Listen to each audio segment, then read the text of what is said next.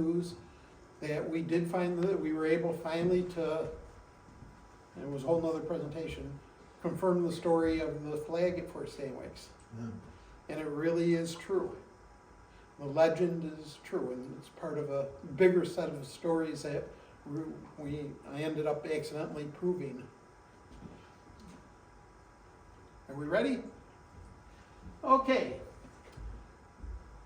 Like I said before, this whole lecture came out of almost a whim on a night in early November about 5 years ago, when I said, you know, I bet you I could put together something. And I started realizing I actually could. So this story is the story of the equipment of the Tryon County Militia. We dedicate it to Brigadier General Nicholas Herkimer and his men. And hopefully, you know, when you go to antique shows, sometimes you find some of these things laying around that people don't realize what they are. This is historic Tryon County. Basically, this area.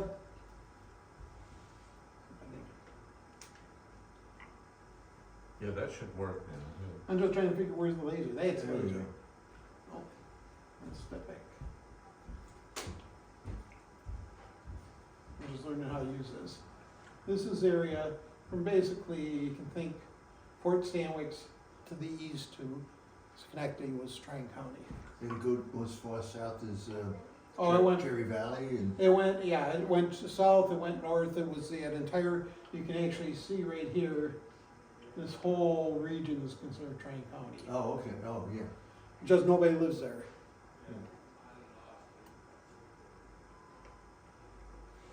We'll start with flags. Now, there exists one existing flag of the state militia. We have records of 23 of them being captured in the Battle of Long Island. And this was in the possession of Glenn Sanders. He was a spy agent. And we know that there should be 4 battalion flags for the Tryon County Militia. And that's the Liberty flag. This would have been, originally it was a blue with white embroidery. Mm-hmm. And New York State militia law required that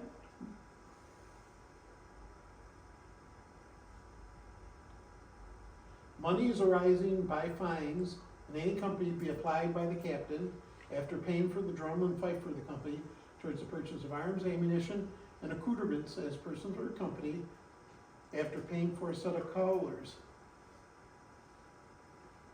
So each battalion was supposed to have a set of colors. Mm-hmm. We do know that there was actually a discussion between Nicholas Herkimer and the New York Provincial Congress, because he had one gentleman that would donate the colors as long as his son was appointed a ensign to carry them. And we don't know what happened. We have the letter down, we don't have any response to it. It'd be fascinating to see what the response is.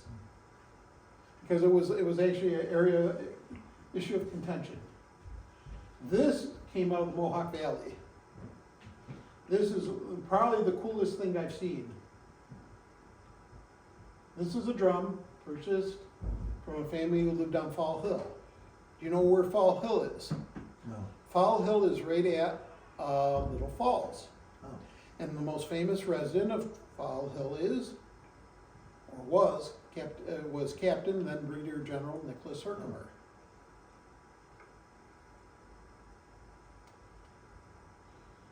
This is a nomenclature for drums, so if you're doing a technical,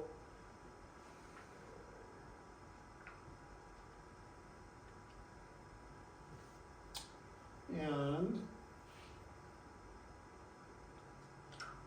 this original drum is 16.5 inches by 14.5. And it says, a widely used rule of thumb for this period, shell should be about the diameter, blah, blah, blah. And this drum fits it perfectly.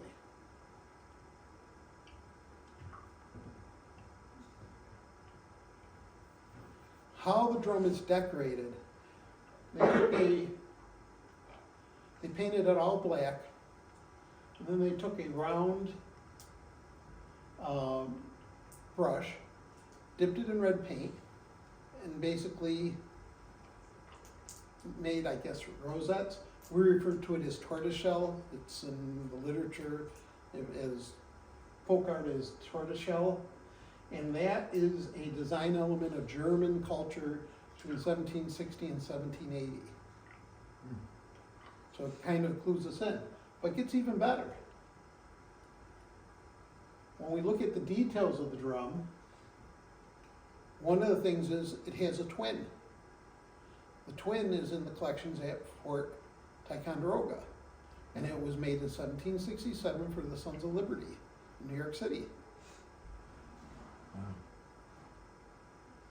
How do you know it had a twin? Because they're identical. Okay. In construction method,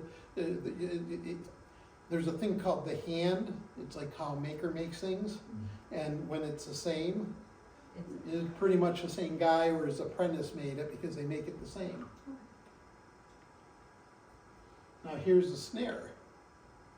Now this, there are no known snare drums other than this one from the 18th century that still have the original snare in place.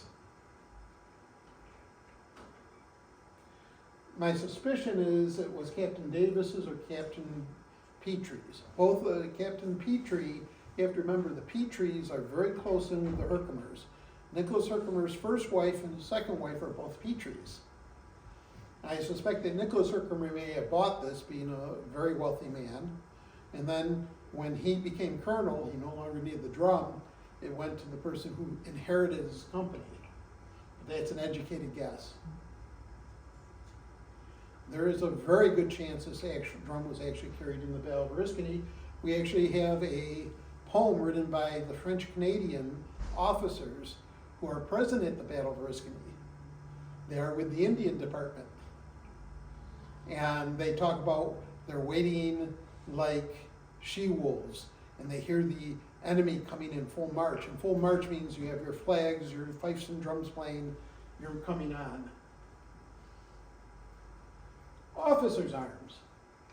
Captain Gardenier, this is actually during the Battle of Oriskany, Captain Gardenier, partly rising, snatched his spear and quickly, as thought, planted it through the body of his assailant, who fell and expired. He proved to be Captain MacDonald of Johnson's Greens, and believed to have been the invader of the Schoharie settlements a short time before. An officer oftentimes carried a spear. His job is to direct the men, not to get in a firefight. He's much more effective telling 6 guys to go keep this area on fire than adding his shot to the other 5 men. And this gives you some idea of what type of spears. Did we make those in this country, or did they come from England? Well, Captain Gardenier was a blacksmith. Okay. In fact, in 1775, he was sent with a ton of steel out to the Cayuga Indians and spent 6 months out there. My suspicion is he probably made his own spontoon. Okay.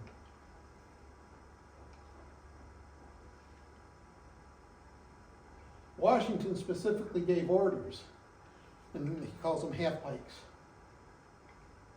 And every officer from that point forward in the main army was supposed to carry a half-pike. And that would be true up until 1779, when they take the arms, when they're going to go on the Clinton Sullivan campaign, they issue out muskets to the officers. And in fact, we have one of these muskets in the collection at Herkimer Home State Historic Site. There's the Peter Gansfort musket, and they were kind of like the step-down muskets, because this was so that the officer could protect himself on the Western expedition. So they didn't get the newest one, they got the older models that had been repaired and such. And that's literally what that shows. It's a pattern, a 1727 French musket that's been fixed. It's got parts from other eras.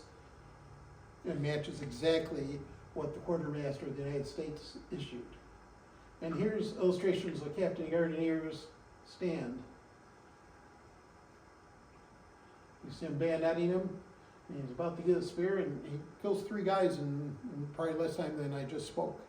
a Bowden killed 3 guys. I mean, it's boom, boom, boom. He's a blacksmith. He's a very strong man. Hmm. And this is one of the more accurate descriptions of the entire thing. This gentleman would be Captain Gardenier. That would be, if I remember, Captain Dygert. This would be one of the Kings Royal Regiment, New York. There's Nicholas Herkimer sitting. This actually, we know where this event happened on a risky battlefield, which is a whole nother set of talks. This is right about where the front gate where you go in is. We know that because we found a very high quality gilded steel cut button, like a very expensive button. And we're not sure if it was Captain Gardinier's or was it the lieutenant, but they were in like a death struggle. What would be the date on that, Joe? It's August 6, 1777. This is Okay. from the History magazine in 1877. And it's actually, other than the hat and the coat being somewhat different, this is actually a reasonable, give you an idea of a risky battlefield. This spot is where the Herkimer Monument is. That spot was marked as before 1788, a known spot. It's a whole nother lecture, real cool. Okay, now we need to get into a few, we're going to discuss types of weapons, muskets and fusils, or fusees. Musket's a smooth bore, basically something like a 12 gauge musket, a 12 gauge shotgun. It's got a big bore, it's made for people who don't handle anything much more complicated than a doorknob. It is not a precision arm. A fusee is basically a smaller musket. Oftentimes they were carried by officers. Also, they were very common here in the Mohawk Valley in the 1750s, and the reason is they were lighter. So if you're going hunting, you can carry a big heavy gun or a lighter gun. You'd spend the money and get the lighter gun. Most of them that we know of from this era are 16 gauge. With shotguns today, you got 12 gauge, you got 20 gauge. Size of the gauge means how many bullets to the pound to make a ball. And a friend of mine explained today you don't see a lot of 16 gauges for sale. And the reason is the gun companies don't like them because the 16 gauge is a sweet spot. If you're in the eastern United States, 16 gauge is perfect for going and hunting all sorts of birds and perfect for going and hunting a bear or a deer. Well, they want you to buy 2 guns, so they got the 20 gauge and the 12 gauge. It's how people think. And where were they mostly made? They were imported, actually, up until 1758, 1759, they were imported from Holland. Yeah. They were smuggled in because they didn't pay the taxes on them. Then, after that, they were supplied from England. Then we have the rifle. The rifle is a weapon that has grooves cut in it so that the ball spins.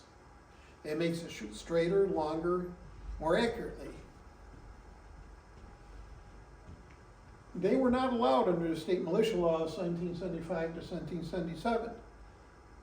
Luckily in 1779, they were allowed. And part of it is that Pars Company of Riflemen, which were part of the famous Rifle Corps under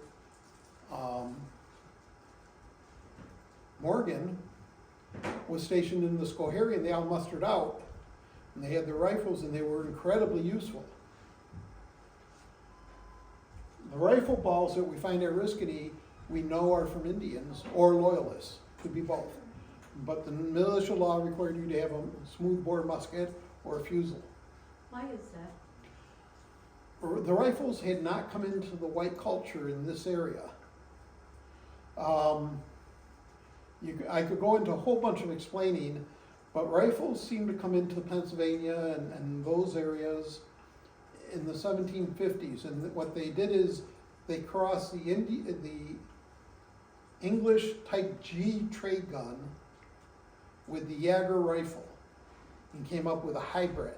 If you look at them, you'd see it. Mhm. And that's what the Indians down there wanted, and that's what the people down there, and that became part of the culture. And you got a lot more bullets, like if you're shooting a deer, a lot of times you'd have 47 bullets to the pound. That means if you have a pound of lead, you can go hunting 47 times, and that's a big savings. Yeah. Whereas a 16 gauge means you get 16 shots, so you're doubling, and they're more accurate. Mhm.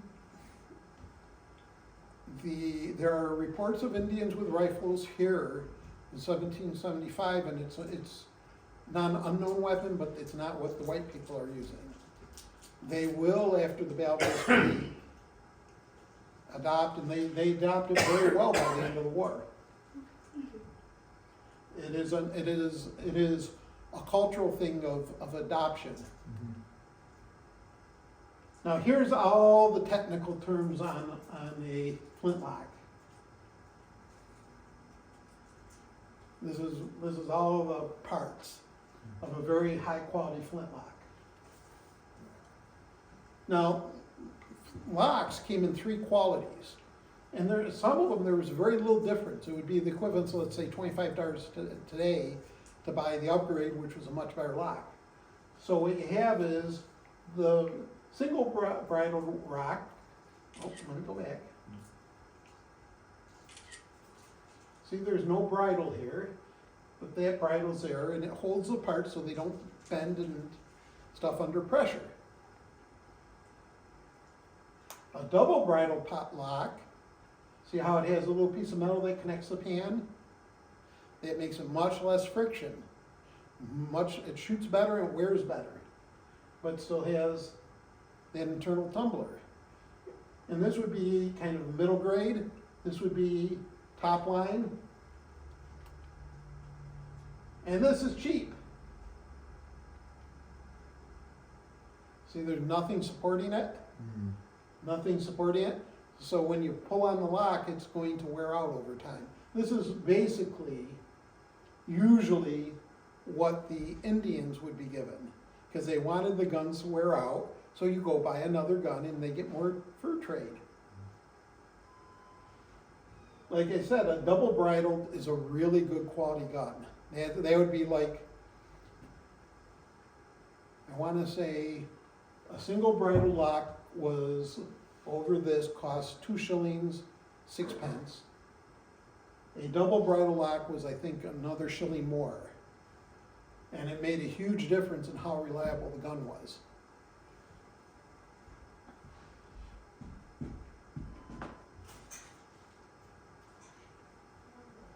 Then we have muskets. And this is actually a musket that was supposedly carried in the Battle of Oriskany. Is in the collections at Herkimer Home. This one is a Dutch musket, and we know that because it's characteristic Dutch. We know the British government bought 5,000 of them, sent them over here. They were not considered the best arms, but they were used in the French Indian War. Now, in December 1709, the Palatine Germans, who were in what stays Livingston Manor, Germantown, received 600 muskets with bayonets. And these had the dog lock. Instead of having an internal Yeah. catch, they had actually physical catch on the outside. Mhm. Oh, yeah. Captain Gardenier said one of the guys was bayoneting him, and there's 3 guys bayoneting him, he had a queen's musket. There was only one queen, and that was Queen Anne, and she gave those 600 muskets. And this is how you would identify it. See how it's got that catch? Yeah. And it's very interesting because you have to realize that you know that that man was a Palatine German, and he's carrying that musket, and that is saying something. His loyalty to the king is from his loyalty to the queen. They gave them new life here in America. So pulling the trigger then releases that dog? No, you have to take your thumb, then take it off safety. The dog is the safety on that. Oh, okay.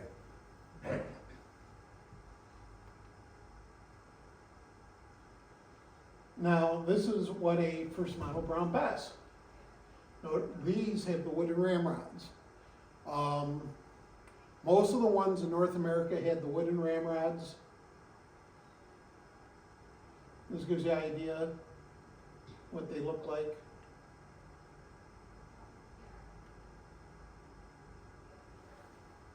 This gives you an idea what a fusel looks like. Then you had a Fowler, which is basically a very similar gun. It's made for bird hunting, and a lot of people have what they call Fowler muskets. Yeah. It can serve both, and that's probably what most people would buy, simply because they want something that's usable. These would have been the most common on the frontier. It's what would have been the most practical, because you can go out and hunt deer with them, you can hunt birds with them, you can use it as your musket in militia. It would have been just very common. Dutch and English would have been the common ones. A lot of the Fowlers were recycled out of old guns. You know, you'd have an old gun and put the parts together and make a new gun.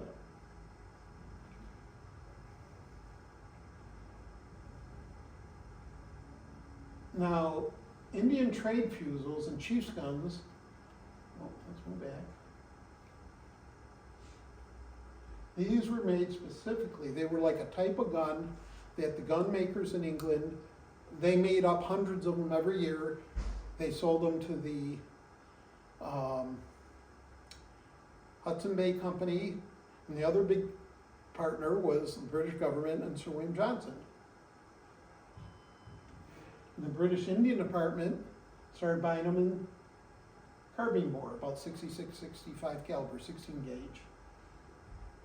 Richard Wilson just about had the entire monopoly on this. Now what Wilson was he was a facilitator among all the gunsmiths. He kind of like, think if you went to him and he'd subcontract the work out to everybody. And everybody thinks that gunsmiths in England, you know, he's making each an individual gun, like you watch the gunsmith in Williamsburg. It's not the case. There's 42 guys who make that one gun. One guy just makes the screws for it, one guy makes the brass parts, one guy polishes the brass. It's actually broken into 42 separate trades.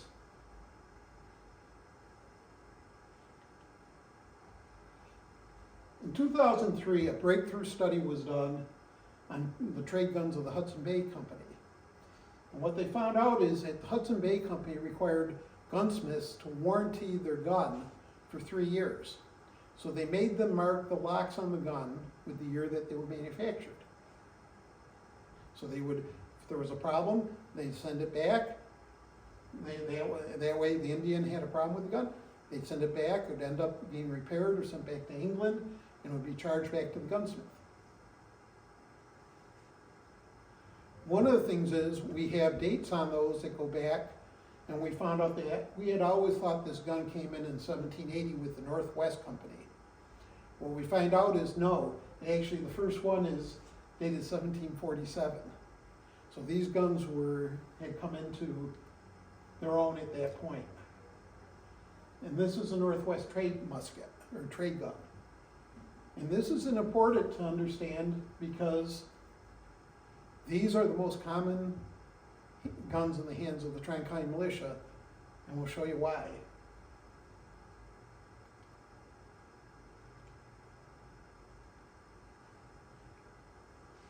This is very characteristic.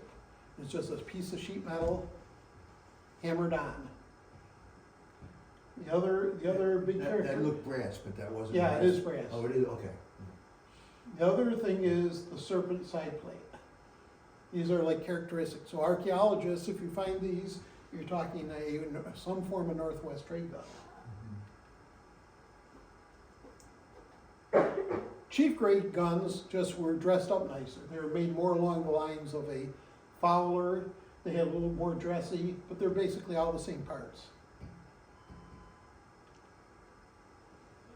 In 1770, Sir William Johnson placed an order for 600 Indian guns through his agent in England.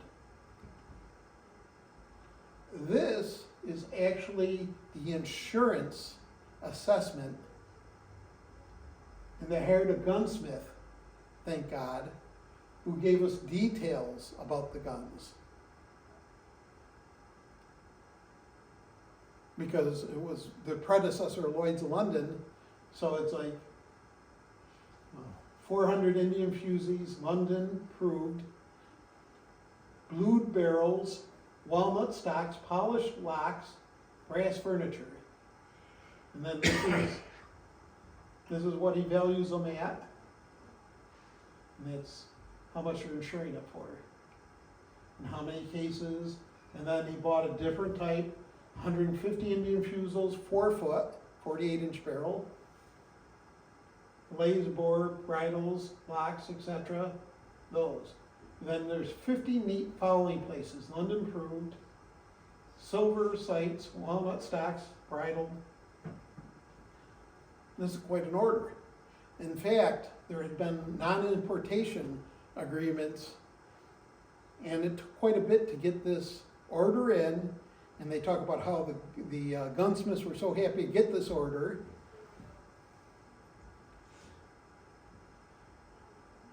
Now,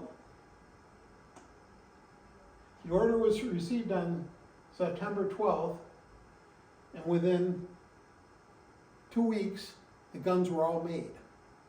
What does that tell you? It tells you what happened is that Mr. Wilson got the order, and he made his contacts with all the other gunsmiths, and they took all the gunsmiths from all the other gunsmiths, got them together.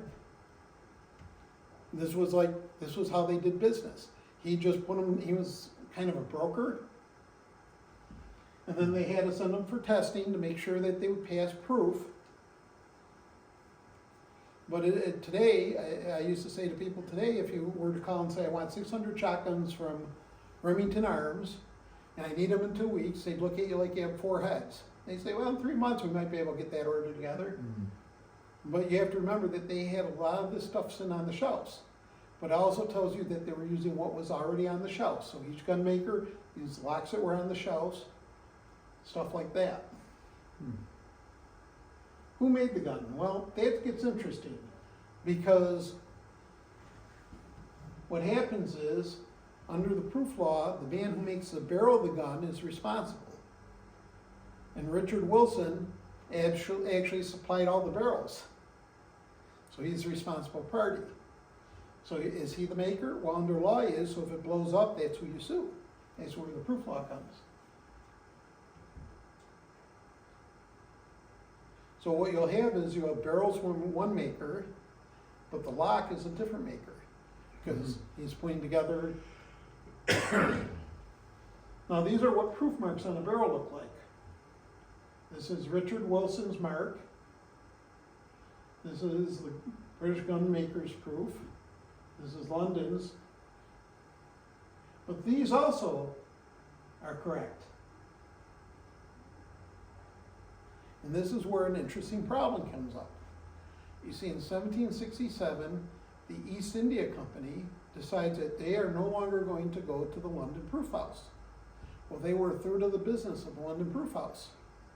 So what happens is, if you lose a third of your business, you cut costs all the way you can. Mhm. So when these marks started wearing out, they went into their drawers and found their old marks.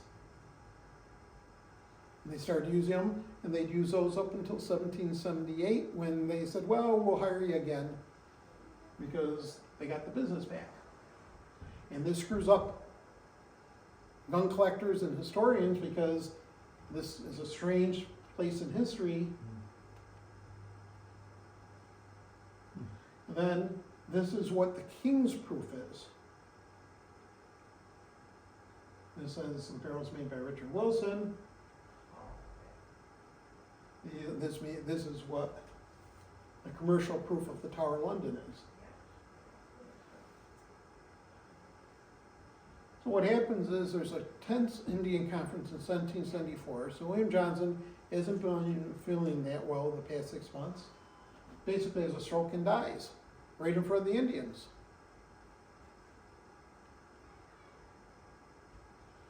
So this is the estate inventory. And once again, what do we find? 19 new barrel guns, cases of arms. Now you have to remember,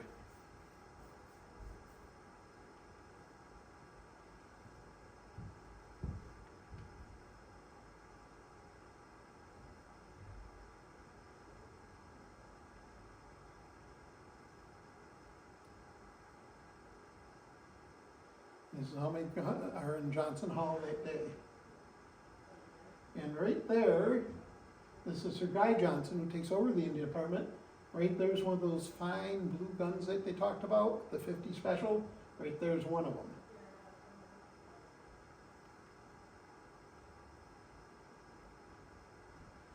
In 1775, Sir Guy Johnson flees to Canada with the Tryon County Committee of Safety, basically nipping at his heels. And they had taken 5 boxes.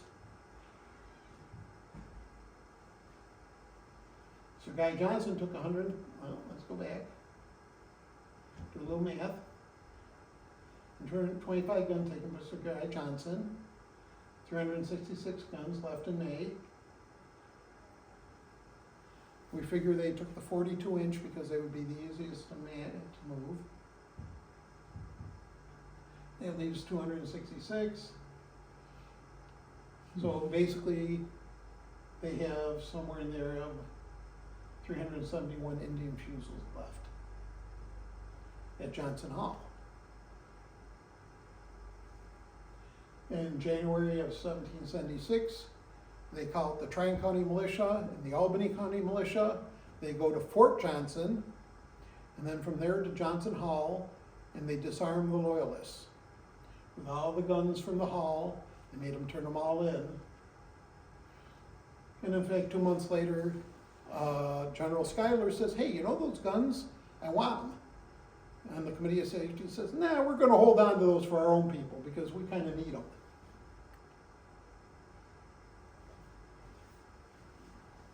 And in fact, we actually have the records for the Continental Storehouse. And they took cannons, they took wall pieces, they took all this equipment, not a single musket, not a single working musket. And in fact, we have letters now that confirm that they were kept by the Tryon County Militia.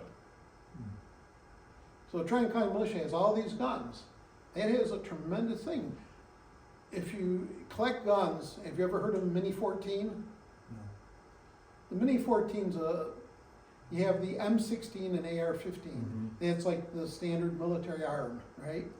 Think of the M16 as a Mini 14 as a civilian similar weapon, Okay, oh, got it. but the civilian weapon, these are the equivalent of that. Now, when we look at this, and doing a little bit of math, we realize out of Herkimer's column, almost half of them have these Indian trade fuses. And they are really good guns.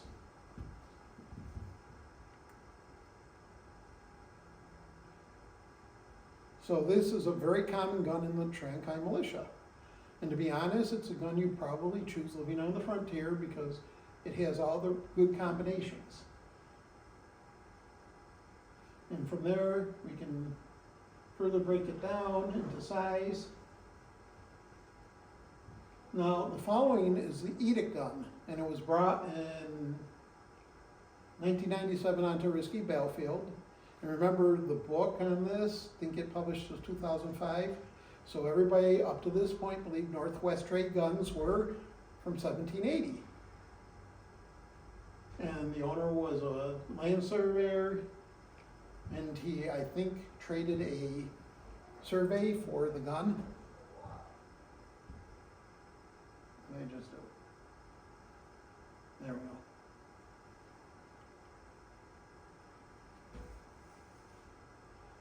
The lock's made by Barrett. It's got the sitting fox. characteristic of Indian trade guns. Barrett was son-in-law to Wilson. He married Wilson's daughter.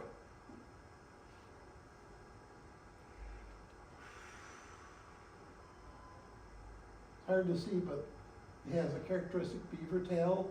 The size and the shape of it are the type of lock plate that came in with the new British muskets in the 1769 with the introduction of the second model Bess.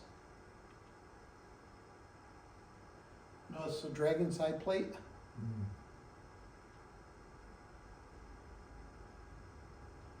Look at the trigger guard. The trigger guard's big, so you can use 2 fingers to pull the trigger because he had a lot of trigger pressure.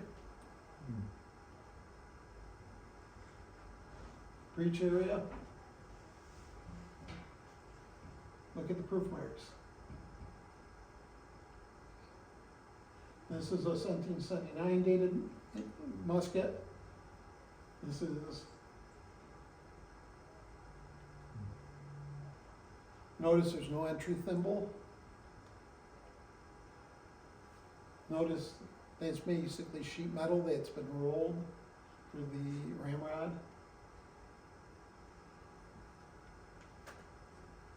Notice how the butt plate nailed on with square nails. Mhm. This is the head of the barrel. You can see it's about 65 to 66 caliber. So the edict gun shows all the characteristics, and the story is that this is what it was carried by this Mr. Edict during the Battle of the Oriskany. So it's consistent with the guns, everything's consistent with the story and the inventory. So when you eliminate the impossible, whatever remains, however improbable, must be the truth.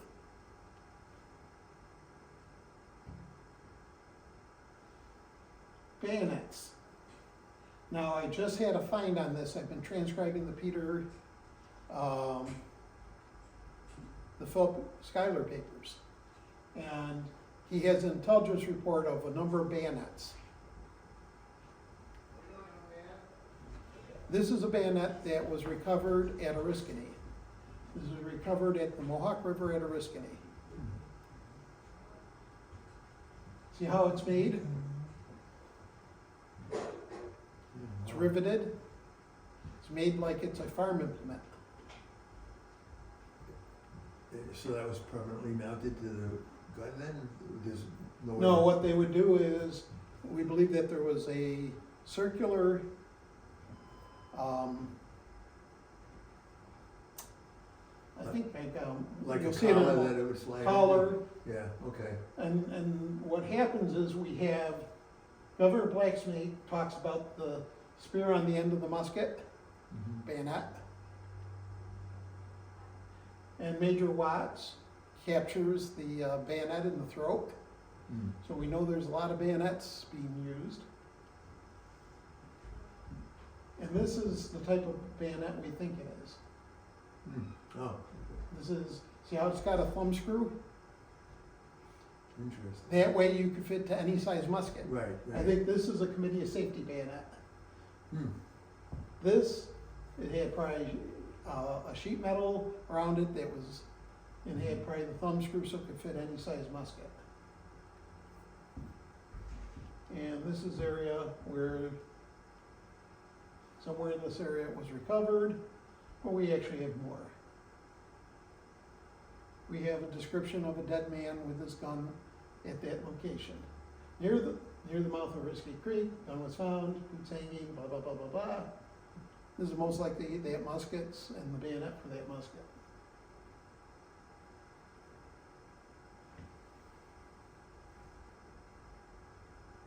By whom were they made? Now, it's interesting.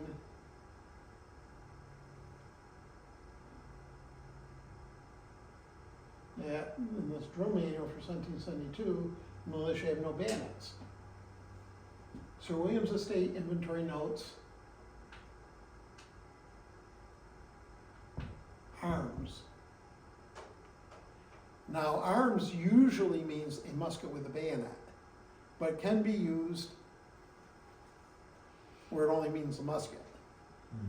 But we recently found a intelligence report talking about being in Johnson Hall and seeing 10 or 12 bayonets just laying out that are not in the inventory, which means that the fine.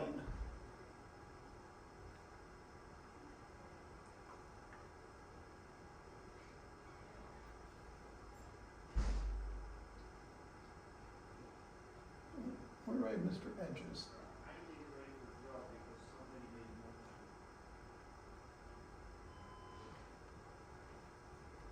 Mr. Edge, who I'm not sure who he is, offered to make bayonets for the muskets that were at Johnson Hall. So apparently he did, we now know. He would have been a local blacksmith or something? No, I think he was actually, may have been from England. Oh,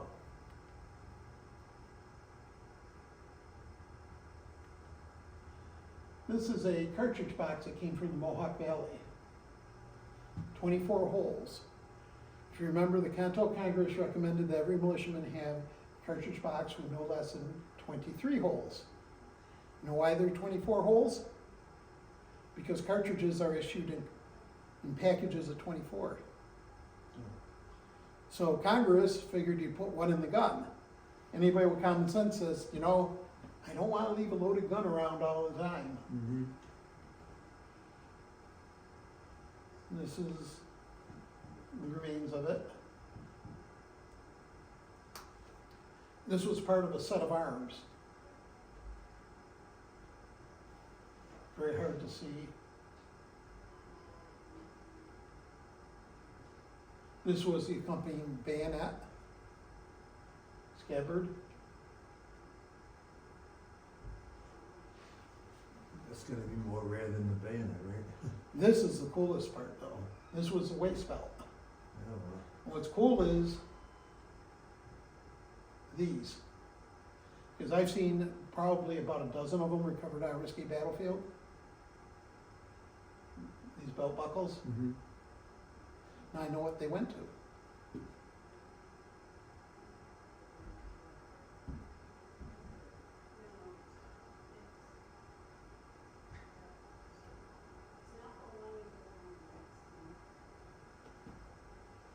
Now ammunition.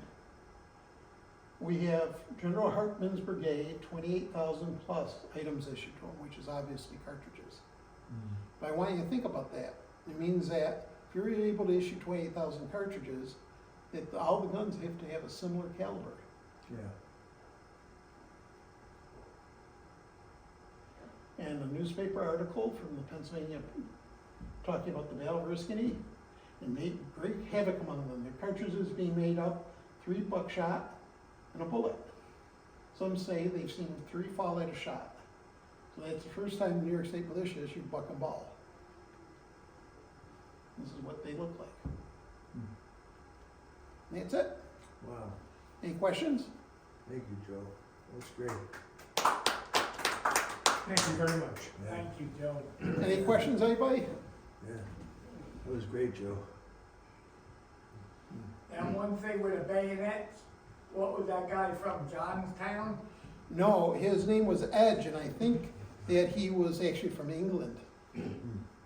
Sir William Johnson's a big player, Yeah. and we have to realize that. And it's like if he orders stuff from England, it gets sent. I could be wrong, it could be, but there is an Edge who makes bayonets in England for the British government at that time. And they see a dozen of them laying out in Johnson Hall, an intelligence report they recently transcribed. Makes a big difference. What kind of gun rifle did Timothy Murphy have in Saratoga? Actually, his rifle is on display at the Schoharie No, that Old stone fort? And what happened is it was rebuilt apparently in the 1790s. It's the same gun. We know that because that maker only made one double barrel gun in his whole career. It must have been a horrible job making it. because he only made one his whole career. He sold it for 25 silver dollars to Timothy Murphy. They have a copy of the receipt. They have a copy of his book. A gunmaker usually kept a book of the guns he made. And it's the only double-barreled gun in his whole career he made. And that gun is so marked. It's got his name. Was that a rifle? Yes, it is. It's a swivel rifle. So you shoot one, you can swivel it around. Yeah. Yeah. That's Wow. all. That's great. And they actually have the gun he took out General Fraser with too. That was his buddy's gun. And they're both there. And it's, like I said, I believe the one was rebuilt in the 1790s. The other one is in its original form. And it gives you an idea of what the rifle corps had. Timothy Murphy missed him twice. He talks about how the bullet was a bit erratic because it's a 38 caliber bullet at long distance. So it loses its Right, oomph. yeah. So his buddy had a 47 caliber, and first shot hit the guy. It was supposedly the best gun in the company. Yeah. Thank you. Hey, that was, as usual, very good, Joe. We'll walk around outside and see what. There were geeks with gifts. Oh, what's on this one? Well, I got the Skylar papers, which I've been sending. I'm not sure if you guys are getting them. Yeah, Chris is getting them, It has the Indian Department papers of both the British, and I've just done some of the ones of the American Indian Department papers from the Skylar papers. Red Warrior? Oh yeah, all this is Red War. The Indian Department stuff's also integrated with the Butler papers. Okay. So it's like when you read it, you know what's going on the northern frontier, all from 1778 to 1783, 84. What else is in there? There's a bunch of stuff I've been doing up in Rome on the Fort Bull site, Okay. basically a book worth. This is going in for her surgery. I gotta be there at 8:30. And, everything goes the way it should be out by Wednesday or Thursday. Oh, that's good. We are, her chapter, we're working, is dedicating their picture walkway and 250th Memorial Monument, on the 31st in Schoharie, where it was all home. Well, you'll be hearing noise because I worked on the Fort Sandwich flag and was able to find the whole story. Okay, now is this from the same program you did the Talk West, Paul? Except You what got I've more- added you got is, more info? what we have the rest of the story. What we did is I was able to finish up the book I've been working on. It goes into the story of the Marine flag of the United States, which, come to find out, Betsy Ross really did have a hand with. And her granddaughters knew where that first flag went. Really? And it's shown in battle picture, contemporary artwork from the 1840s being carried by this captain as they take Fortress Chupaca or whatever during the Mexican War. And all at once it dawns on me is it's somewhere, Is there's that a very high Civil War? probability sitting in a National Guard armory